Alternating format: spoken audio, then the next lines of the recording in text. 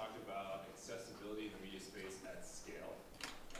We've got Morgan Dye from BBC Studios, John Luther from JW Player, and Daniel Peterson from Science Friday.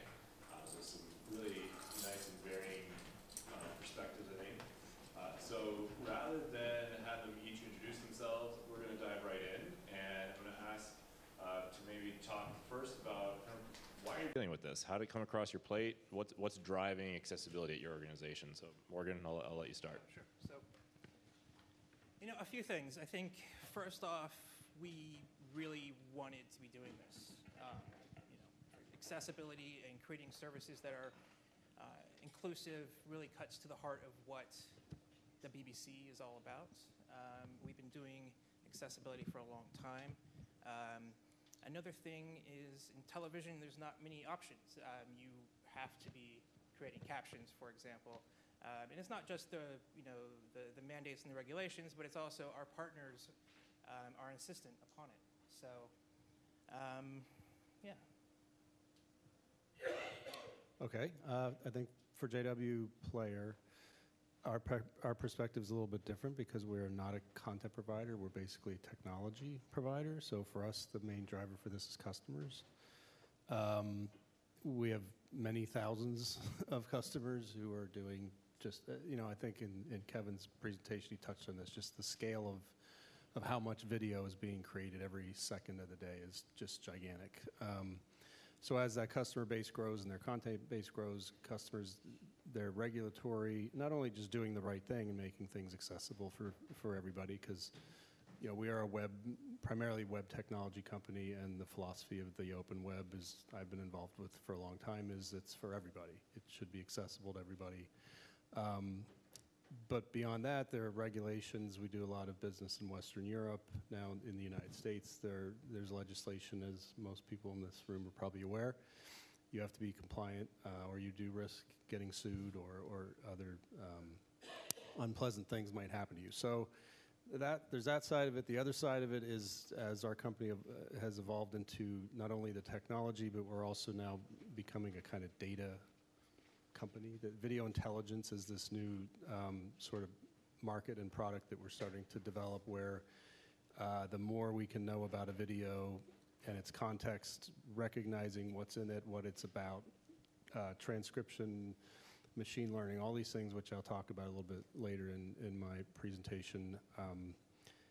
It's all part of the same philosophy. We want to know as much about every piece of video for the customer, not for, we're not doing anything creepy with this stuff or tracking anybody around. So those are the two pieces of it, primarily for customers, but secondarily just to know more about the content so that we can make, for just content discovery and all these other things that video intelligence means to us. So.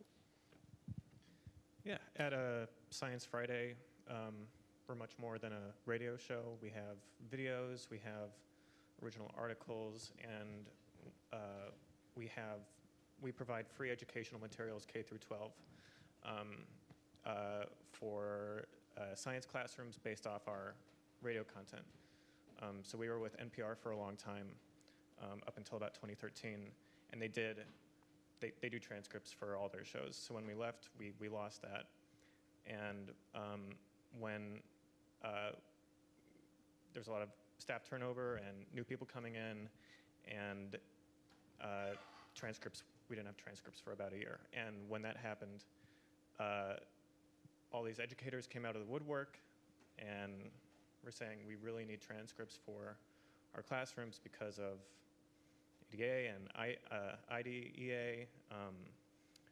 If you're not providing different forms of learning for kids with disabilities or sighted or hearing disabilities, it's really crucial for teachers. So we started integrating once we heard, because if you're already doing it, it's just like a thing you should be doing, and then you don't hear people, you don't expect people to say, hey, this is great, because it's expected, but then it goes away in that case, and then we see how great the need is for it. So, but yeah, we do transcripts for all our segments, for our videos, for our other audio products. So, yeah, but education is a huge component for us, and that's kind of the gateway for a lot of people.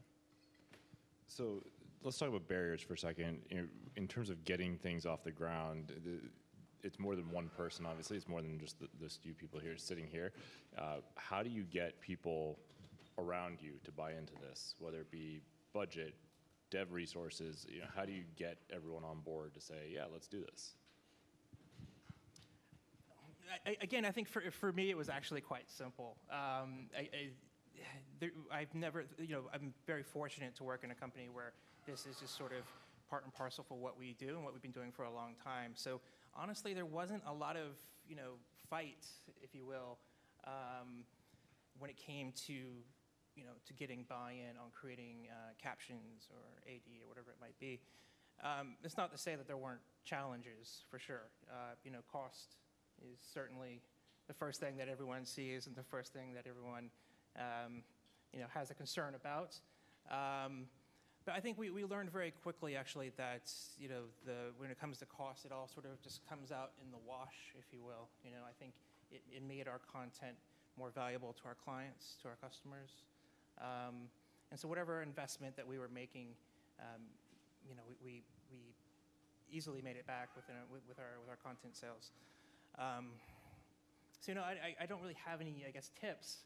I'll leave it to these guys to see if they have something more useful there. Well, for us, it's a matter of competitiveness, I think. As I mentioned, we're primarily a technology provider. We've always prided ourselves.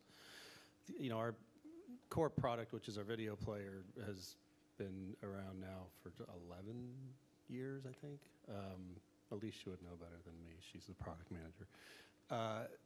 But we've always prided ourselves in being the most accessible video player. We've been the first to integrate a lot of accessibility technologies, such as we're the first web video player to implement captions and all these other things. So to maintain just competitive advantage and be, again, the most accessible player for everybody, so that, as people come up against these requirements and have to, again, with legislation and everything else, I'm proud to say I think they come to us first, and I've actually been, emailing and preparing for this talk and things with some people, and they still say you guys do this better than anybody else, meaning primarily the captioning and AD and web VTT support and things like that. So, sorry. So it was about buy-in, right? The question, yeah. It was a little bit trickier for us at a Science Friday.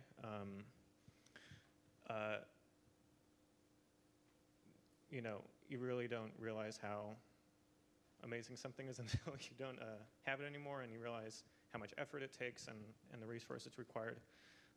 So those emails from those teachers helped a lot, but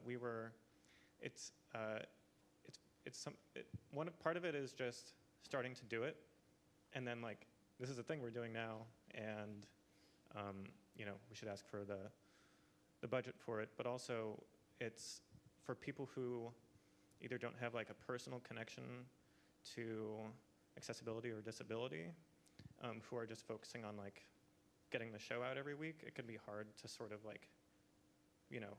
convince people that this is a thing we should be doing. So if we have so many stakeholders with our member stations, with teachers, parents, students, everyone who listens to the show, people on the web. I think once you you bring your stakeholders front and center, and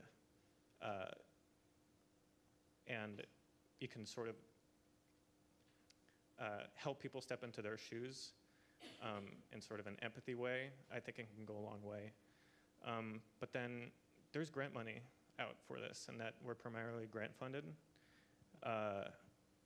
along with listener contributions. It does need lead up though in time, so you have the time to apply for the grants. But it is expensive, but if you're a nonprofit like this, there are resources out there. So you've all mentioned basically the benefits of doing this stuff, which is awesome, because that's what we were always trying to preach, that there's more than just the cost side of this. So Morgan, you mentioned ROI and the cost washing out, differentiation, John. You realize how valuable it is once you lose it. I mean, there's some really interesting stories here. So we talk about this idea that social video has been really valuable for us because it's allowed other people to have this aha moment of watching a video with captions when they had no intention of watching that video, but now they're all of a sudden watching like, oh wow, captions are kind of cool. So you've also all kind of alluded to mostly having full support across the organization, but what happens if you have a new producer, a new developer come in and they've never seen this stuff before? How do you get them to understand that this is a good idea and that this is what we're doing?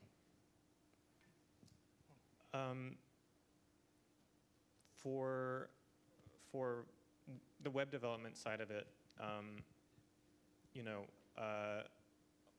lot of people, or at least the people in the organization, they just interact with the way sighted and hearing people interact with the web, and it's hard for them to sort of understand like we need alt text on images, and it comes down to like getting everyone in the room and being like, this is a screen reader, and this is how this is what it's like to experience the web in this way, and then when you have something that direct in front of people, I think that's like an easy way to there's so many dimensions to this, and to just drop hints every once in a while. Like we have like designing. I put up these worksheets for designing for accessibility for autistic users or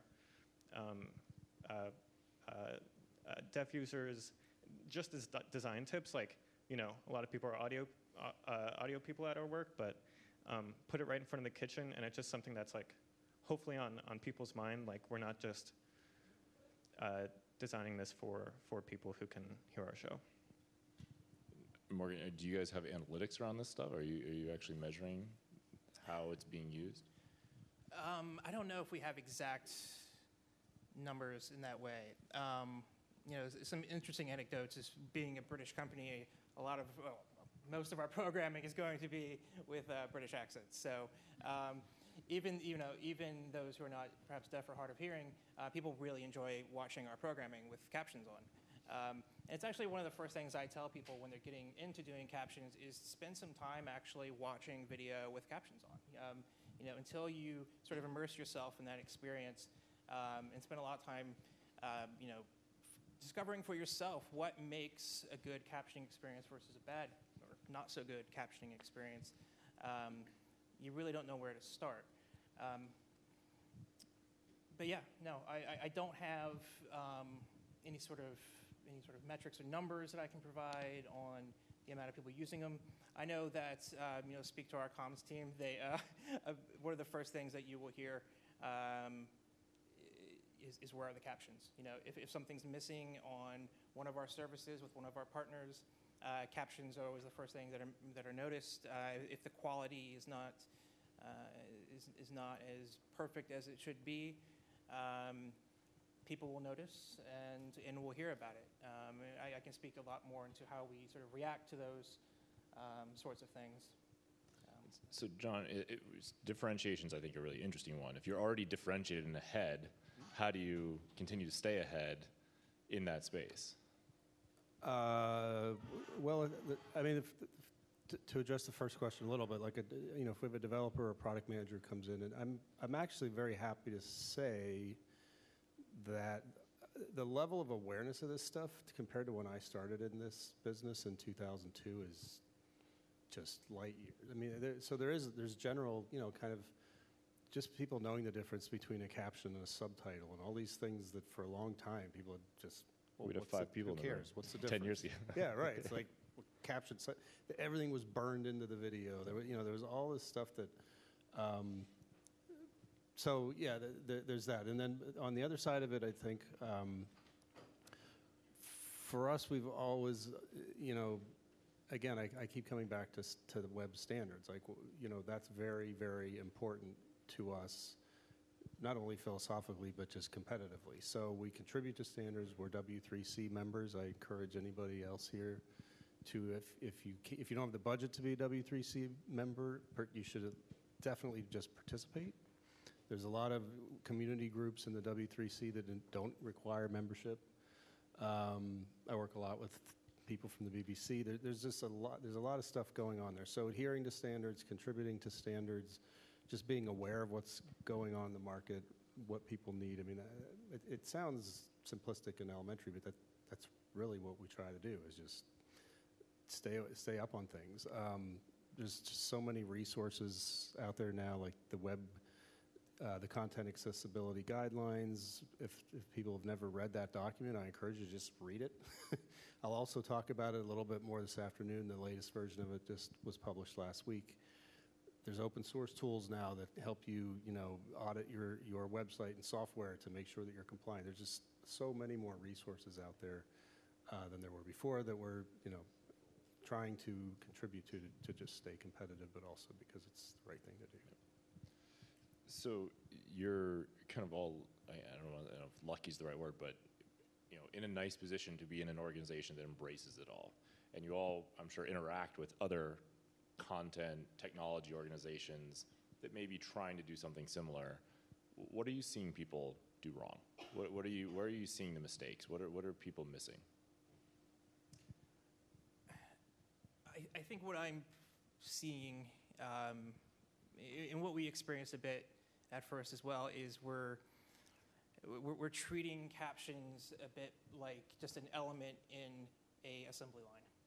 We're sort of dehumanizing the process, and not enough people are spending enough time sort of stepping back and thinking about, again, how do these captions, how are they presented? What is a good accessibility experience? People are a bit more just focused on the delivery aspect, making sure they get to places on time, and that's obviously critical, but not enough focus is being spent thinking about the quality and the accuracy, in my opinion.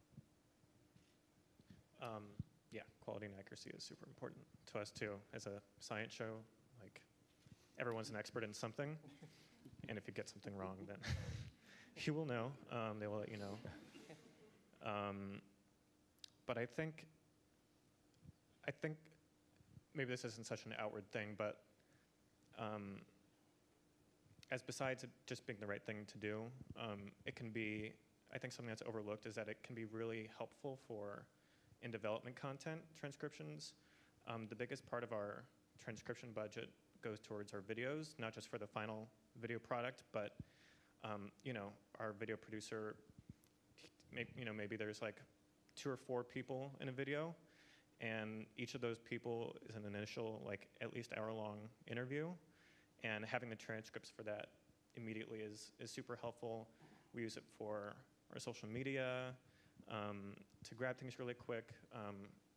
One of our partners used to be PRI, and they would take our transcripts.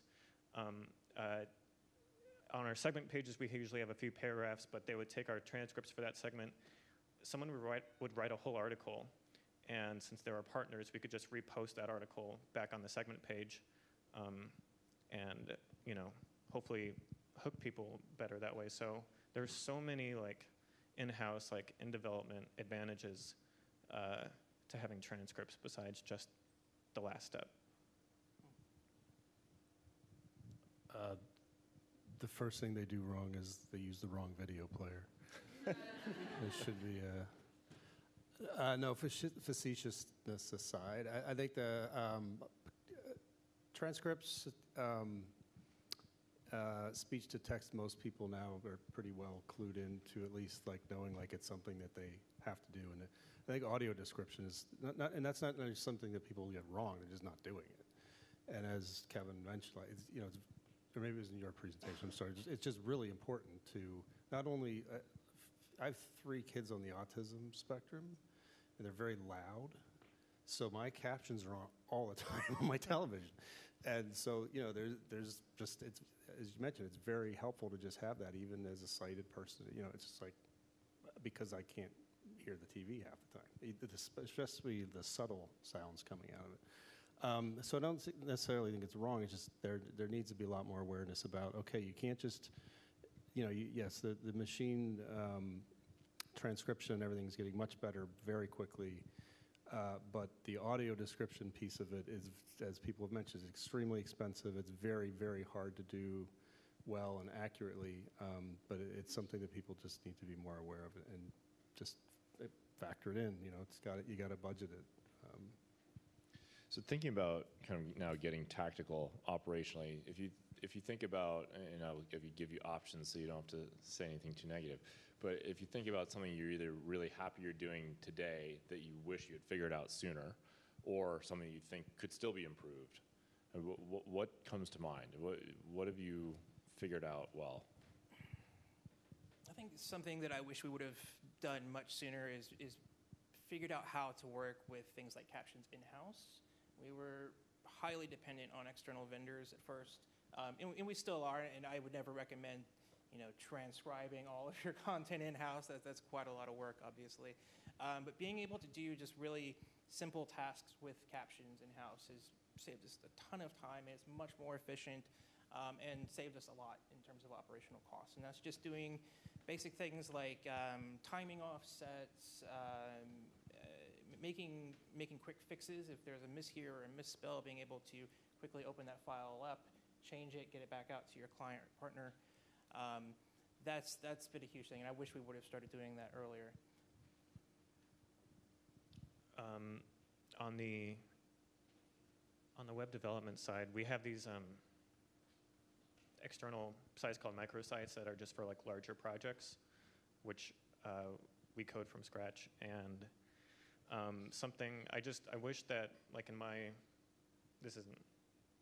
I wish I had like more knowledge, or I did more research on like all the W3 practices, and but I really wish my college like computer science classes like included this, because it wasn't existent in my computer science classes, and that's where it should start, because it's hard to hook people when they're like they have set practices, and it's so much harder. And just learning it too. You know, the W3 standards are great, but it's so much stuff. It can be hard to know where to start, and you know, Google Chrome has a pretty decent audit now, but it's still like a huge investment, and I wish I had invested in that earlier. But you know, we're doing the best we can. Yeah, I mean, there's not a lot in terms of prior education before you go out into sort of the industry and start working with this stuff. You know, people don't go to college to learn how to create captions, which, you know, on my team, we probably have nearly a century's worth of collective post-production experience, and not one of us actually knew a thing about SCC files, DFXP files, 608 versus 708. It's just not something that we learned, and so we had to get into it. And so, you know, it was very daunting at first, but how cool would it be if people, you know, especially younger people coming into the industry, could have this knowledge up front instead of sort of learning it on the fly as they go? I still struggle with 608 versus 708. I think as a company, I wish we would have just gotten. In 2015, we started this kind of. Jerome and I, one of the founders of our company, said, let's just transcribe everything. Every video. So in addition to our video player, we have a video hosting and streaming platform. It does transcoding, and there's a dashboard. There's all this video tools in addition to the player that we have. And that, you know, more and more customers were starting to, at the time, they were starting to use our video platform for this hosting, all this other stuff. And we said, why don't we just transcribe every single video in there? And I'll talk a little bit about this later, but it was shocking when we got the estimate of how much, just as a rough back of the envelope.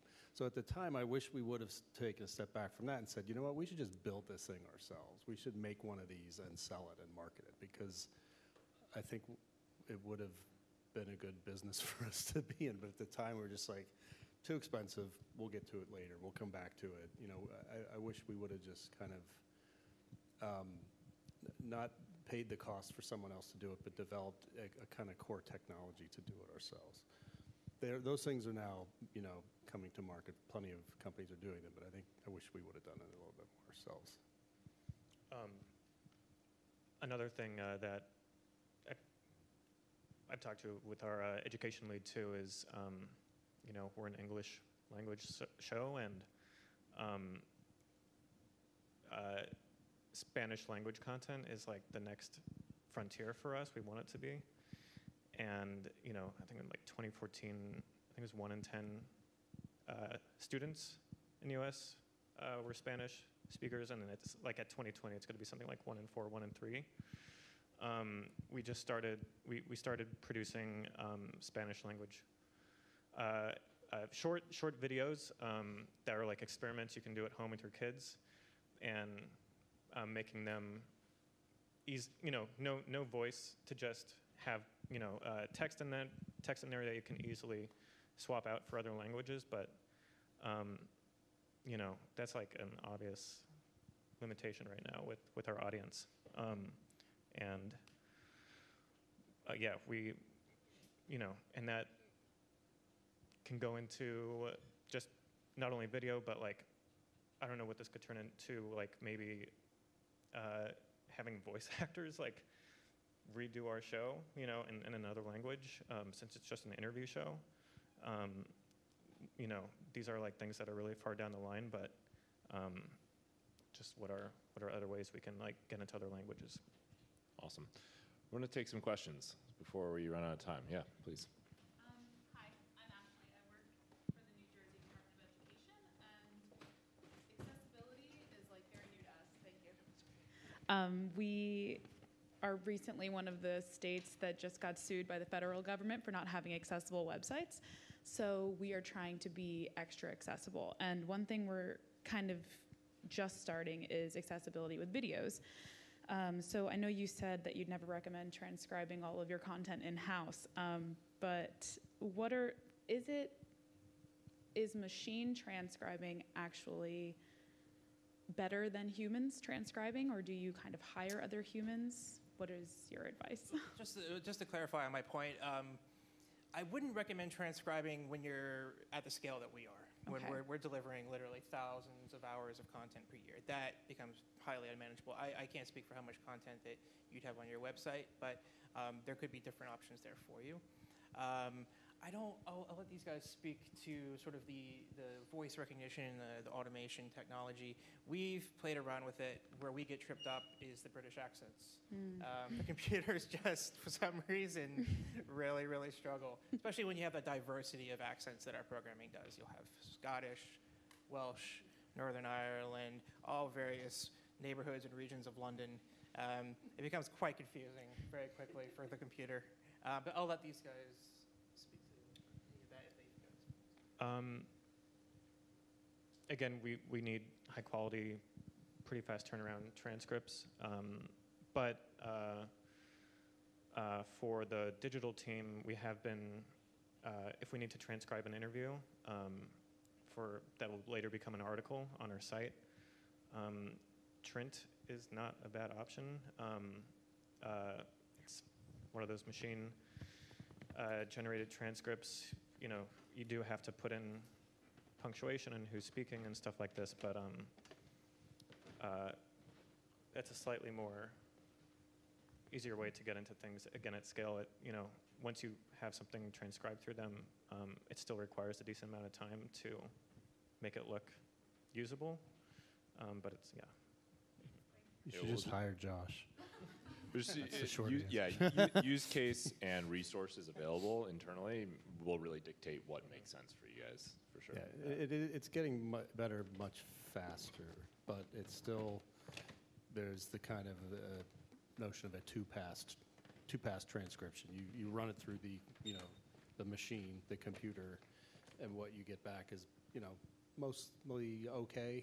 The accuracy rates used to be abysmal. They're getting much, much better. And then you have a human being, make sure that everything is correct and sort of tweak it. So that can really help reduce the cost tremendously. Because, again, preface to later, all the major cloud computing companies are doing this, but I'd like to say that their motives are pure for accessibility, but it's not.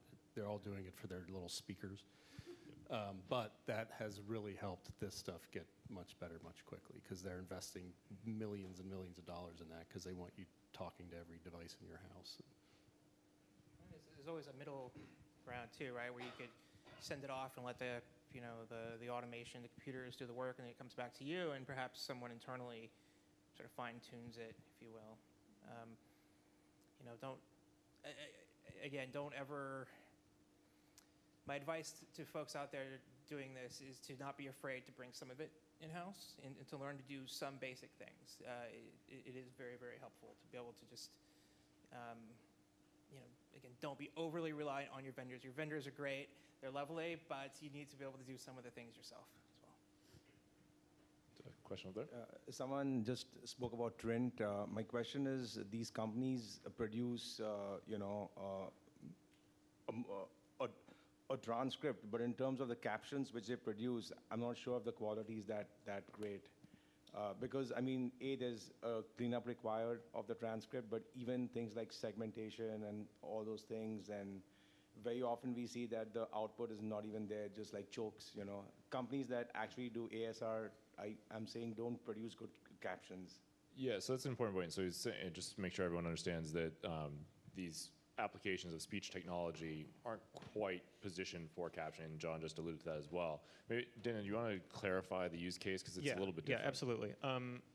So when I spoke of Trint, it's just for we use it purely for in-development content. It doesn't. It might do this. I don't know. But we don't use it for captioning or anything like that. It's for the writer's own notes to refer to back to really easily and be able to play that part of the audio file really easily alongside the text. So that can be super useful for So a good example of the use case is, think of a reality television show. For that 1 hour show that we see, there's probably 40 hours of content, maybe 50 hours of content that they have to whittle down and make interesting.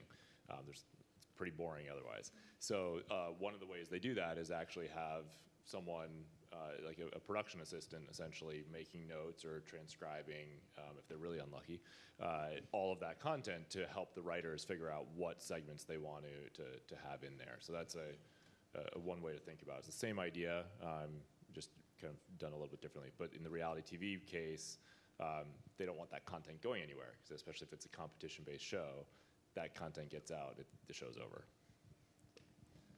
Yeah. Go ahead. Just to follow up on from the woman from New Jersey, I work for a public school district in Connecticut, and I know you guys have some skin in the game being with your services, but a neighboring district got cited by OCR for inaccessibility, and through their conversations with OCR for videos in particular, YouTube became an option for them. We're struggling with whether or not that's a real viable option because, again, it's a speech to text. It's maybe 80% accurate. There's plenty of errors like you showed in your opening with the New England Aquarium not coming out right. What is your, have you had conversations with OCR about where their level of tolerance is? Because again, as a public district, we have to argue for every dollar, and to make an argument one side or the other, we're going to have some sort of more background. So I was just curious on your thoughts on the tolerability of OCR and where do you think the trends are heading? So yeah, I'll say something and then you guys should add. So I think they've all touched on, I think, really important points, that there are some things you can use those tools for and then do a little bit yourself if that's one way to keep costs down. There is a pretty big lawsuit right now that cites YouTube captions not being good enough. That's the MIT Harvard lawsuit. So they actually do cite that the YouTube captions are there, they're not acceptable. So based on what we've seen, we would say don't rely on that. But YouTube also does have some do-it-yourself tools that are very good, so that you could start with that, and then if you have a couple resources in-house, help clean it up yourself to keep the cost down. So that is a viable approach. It's just a matter of understanding that that is necessary still. So I think we've kind of heard a little bit of that here as well. I don't know if anyone wants to add to.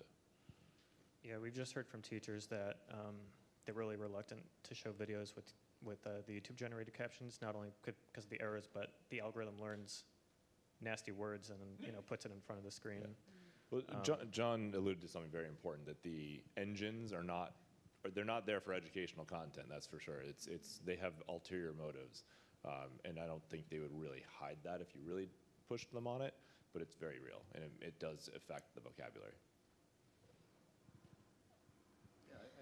I actually know the guy who manages all that stuff at YouTube, and they are getting it's getting better. And he's deaf. He does it for accessibility. He's a great guy. I tried to convince him, I tried to convince him to come, but he couldn't make it. We have a captions editor as well on our platform. So you could just sort of run it through YouTube. Don't publish it. Take their output. If being on YouTube is what is concerning to you, like that it's, you don't manage your own ads or whatever reasons people don't want to go onto YouTube, you could use them as your transcription service, as your first pass. Upload the videos, but don't publish them. Let it generate the captions. Download those, that you can export them, and I don't even know what formats there are, and then tweak them, and then put them on your own platform. Yeah. And the person he's referring to, the engineer at Google, he started the auto captioning project. He's fantastic, and he will admit they're not quite there. Yeah. He's deaf. He knows very well what they can do, but he also, the point is, it's better than nothing. It's a start, and that's the point, is that it should be recognized as a start. I have a question, may I, about audio description. I apologize if this is redundant. I came in only at the end of the last session. I wanted to know if any of you are doing audio description at scale. I'm in a position where I'm consulting to some very, very large vendors, to very large corporations that have hundreds, thousands of videos, and the cost is getting out of hand for doing it in the old-fashioned way. You have a writer who writes scripts, and if they're just for employees, we don't have broadcast standards. We can edit the video to work with the description, but it's getting unwieldy. So I was wondering if any of you have experience of producing at scale. Go ahead. Well, could you clarify audio description for video? Are you referring to captions or? No, for the sight audio. impaired. So describing what's happening on screen for people who can't see. We're Radio's back in. right. Yet again, later this afternoon, just to build the suspense some more, we are starting to explore doing this with machine learning and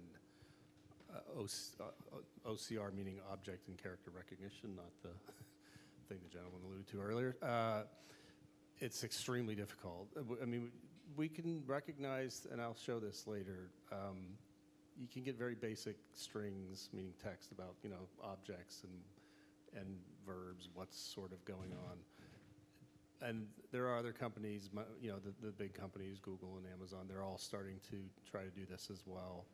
I don't want to be pessimistic, but it's very, very difficult. I think the transcription, like the very basic speech to text of the transcription of what's said, I'm a lot more optimistic than most people about how soon we will have 100% machine generated. I think it's within the next 2 years. It's just going to happen. It's getting so much better, so much faster. The description, it's very difficult to do with a machine unless, you have just endless computing resources. Some companies do. So I wish I had a better answer for you right now. It's just very hard to do with a machine. Yeah, we're in the same boat, and I'd say if you find out the answer, please let us know. Yeah, I don't know anyone who's using sort of the automation for AD right now. I know right now we're really just sort of trying to wrap our heads around the sort of different styles that we're seeing out there. Our parent company in the BBC Public Service has a lot of audio description, and we're looking at what they're doing. We're seeing a lot of people out in the digital space. Not a lot, but those who are engaging in audio description. It's very heavily scripted, and it's a lot of fun. It's very engaging. It's very much in the tone and tenor of the rest of the program. And then we're seeing other services where it's much more of a monotone experience. And we're trying to figure out for those that rely upon audio description, what sort of preferences that they would like to see. So we're still in very much the discovery phase. I don't have any sort of advice or tips or tricks of how you manage this at scale.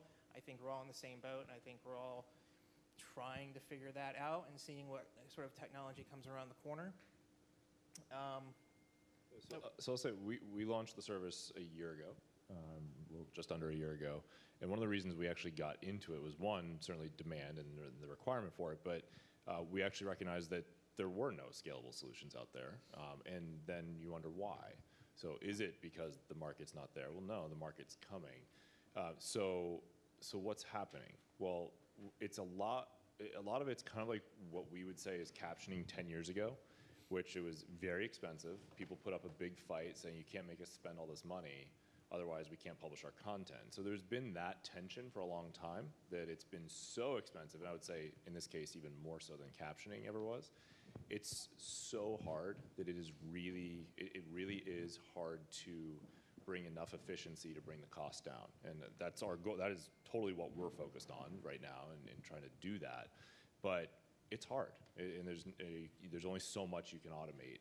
And so what we're seeing is that a lot of networks, which is where it often starts in the broadcast world, have been very successful lobbying the government to say you can't force us to do this because it's so expensive and this will blow up budgets. And so that's still there a little bit. And I think a lot of companies are scared to get into it because there isn't a way to, it's hard to see how you make it more efficient. Just real quick, there's an interesting thing with sort of entertainment content that we're also trying to figure out, which is very, very similar to foreign language dubbing, where you have to have a very specific voice actor. Some are contracted with certain programs. Some are always working with the exact same actor. They're always the voice for, actor A. But something I'd love to see more of, and I think actually AD would very much benefit from, is there being a push to move some of the responsibility for this upstream, to move it up towards production. That's something I'm pushing for. It's definitely very much a fight, but think about audio description. They're the ones that actually might be best served to create the best experience there. That's not really a piece of advice. I don't know if you can apply it in your situation, but it's just another thing to consider. Yeah, and when we started, one of the things we noticed also is that in the AD space with blind, low vision users, that's an area where the user experience is probably even harder to understand than captioning. I mean, captioning, and the nice thing is you write what you hear. It's a little more straightforward, whereas with audio description, there is a lot more nuance to it. So the idea of the same voice actor for a certain for a certain type of show, like Disney's famous for this. They are very, very careful about the voice actor for every single show or for every movie. They're very, very, very careful. But then if you go out and survey users, you'll hear things like, well, I prefer synthesized voice because now I know that's not the dialogue. Well, that changes everything. So, and you're not going to get the same answer by any means across the board, but it's not as clear. Has anybody tried Mechanical Turk for this, or do you know? I don't know. Okay. Amazon has this service called Mechanical Turk that basically, I don't know how they do it, but they pay human beings to do sort of tasks, repetitive tasks. Or some people used to use them for transcription. I don't know if they've tried them for audio description yet. Anyone? Mechanical Turk, I mean, our experience has been horrible. Not good? Yeah. All right. So we'll take one more question. Yeah, fair enough. One more, question on the side here and we'll wrap up. I'm sorry, I really don't like that, but okay, I'll hold it. It used to be that IBM dominated this technology, and they were the first ones out with it. And they used the model of Noam Chomsky, who's the father of American linguistics up at MIT, and that was their model before they abandoned and they sold it off. Have you ever had access to those old programs that they have? Because even Google now, they've gone back with their AI, and they released Google Assist. I worked on part of that for a while, and they worked on that, and Google went back to Chomsky's transformational grammar, which he had abandoned when it became political. So do you go back to see those programs? Do you know those engineers who are still alive with IEEE, who also go between Google, Apple, and the French systems? And you're talking about OCR. That's a little easier to do than the audio and whatnot, or you're having a problem doing Spanish. But if you speak many languages that you're speaking in England, which you're over there, so you have access to like a fantastic polyglot of languages. So you have access to also Cambridge, Oxford, all this, and then you go over to Polytech in France, who always work together in order to compete in the European markets against the American markets. And they're also very good at language. And they just also established a law. My question is kind of three-tier. I'm sorry about that. They also passed a law that you have to inform someone that they're not speaking, because the technology is really good now. You have to inform someone that they're not speaking to a machine. So, do you guys want to take a shot? So one, do we have access to the original research, and do we go back to that? Is that fair? For the IBM, the core research?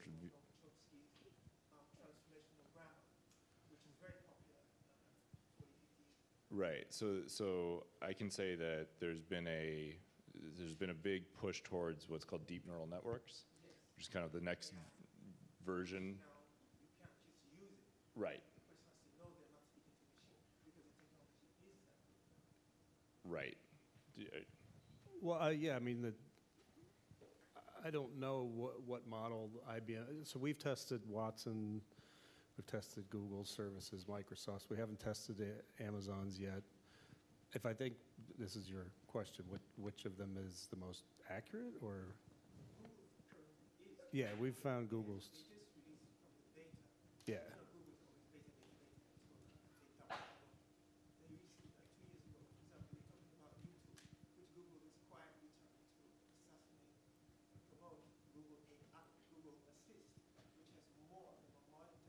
Mm-hmm.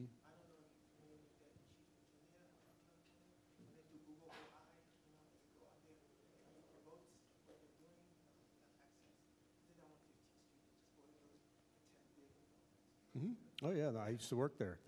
There's plenty of resources at Google. It's, but the Watson, there's certain all these guys. Yeah, we have. To be honest with Watson, has not impressed us much. I don't know why. Google has certainly been the most accurate and fastest, and again, I think to your point, because they've placed a very high priority on, for a number of reasons, but also to compete with the other cloud services. I mean, this is 2 years ago, what they had developed previously for YouTube. I talked to Ken about this 2 years ago or something. I said, well, when are you going to release a public API for this? And he was like, good luck, never, because we want it to be the best for YouTube. That's a whole different world now. There is a very public API in Google Cloud Platform for doing this. But I was just playing around with an app the other day on my phone that does real-time transcription. I can't remember what it's called. No, not a Google product. It was a startup, basically live transcription in real time of a voice to text to chat, for people to chat with each other. No, it's not a Google product. It is. Well, so I can say that a lot to the point about Noam Chomsky, a lot of the core research and the models that are being developed are still in the universities. No question. That you've got professors leading research on that's where it's all coming out of still. Now, what the cloud services are doing, they're layering on top of that and tuning it to a specific application. But the core research is still largely coming out of the universities, so we're seeing that. But unfortunately, we need to.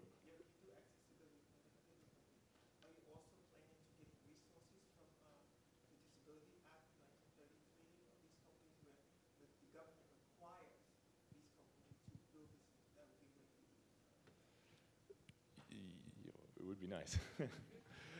So want to quickly wrap up. If there's anything you want to close with what piece of advice for someone getting started, what would you say is the first thing to think about for someone getting started? And then we'll wrap it up. Again, I think for me, it's just spending a lot of time paying attention and watching programs with accessibility features enabled. That's where everyone should start. You don't understand it until you actually experience it. So go out there and turn those features on your favorite programs, and define for yourself and discover for yourself what makes a good accessibility experience, and then only from there can you actually make probably the best decisions going forward. Yeah, I would second that. Install JAWS, and just start playing around with this stuff. Talk to people. I mean, actually, surveys or just direct conversations with people about what the best experience for them is. I would just say not to get overwhelmed, because it can be very overwhelming. When you look at, especially a very large catalog of content, you're like, God, how are we ever even going to begin to tackle this? It's just take it one bird at a time. Is that what the old adage is? Yeah. Real quick, I'd say just come to events like this. You're off to a great start if you're coming to events like this. Ask questions and meet people that are doing this stuff. Yeah, thirding all that. And, if you're on the side of needing to convince other people, then to start with, the cost benefit, but then the empathy side of it too. It can be easy to get frustrated sometimes, but if you try to ignore that and then just go for understanding but obviously, yeah. Great. Well, please join me thanking everyone here. Really appreciate it.